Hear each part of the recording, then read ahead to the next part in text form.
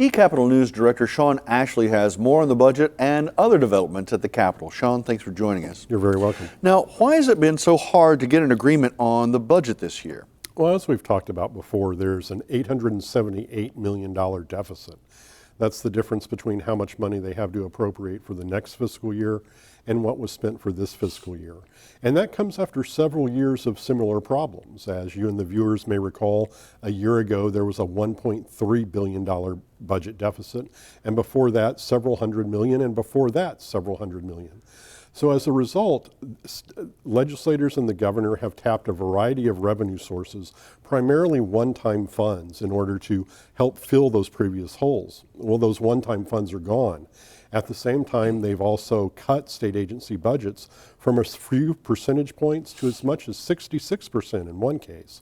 So there's not much more cutting that can be done. Now the only thing they seem to have left to do is to raise additional revenue for the most part, and that is a very difficult chore because in the end what you're talking about is increasing taxes and fees and eliminating sales tax credit, eliminating tax credits, deductions, and exemptions, and all of those are very heavy lifts for lawmakers. The wind industry took another hit this week. That's exactly right, and that's how you get $18.8 million of that $878 million back in state coffers. The manufacturer's sales tax exemption for the wind industry was eliminated. That bill now goes to the governor for her consideration, and what it would do would mean that those parts they buy to construct turbines would be subject to the sales tax. As I said, that would generate $18.8 million. The industry has seen essentially all of its tax credits, exemptions, and deductions whittled away over the last few years. Now, what do you anticipate next week?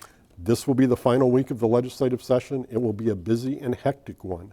One thing we have not talked about very often are all those controversial bills we saw earlier in the session. They're still moving through the process and have yet to be heard. So those will be on the floor as well as ultimately resolving the budget matter.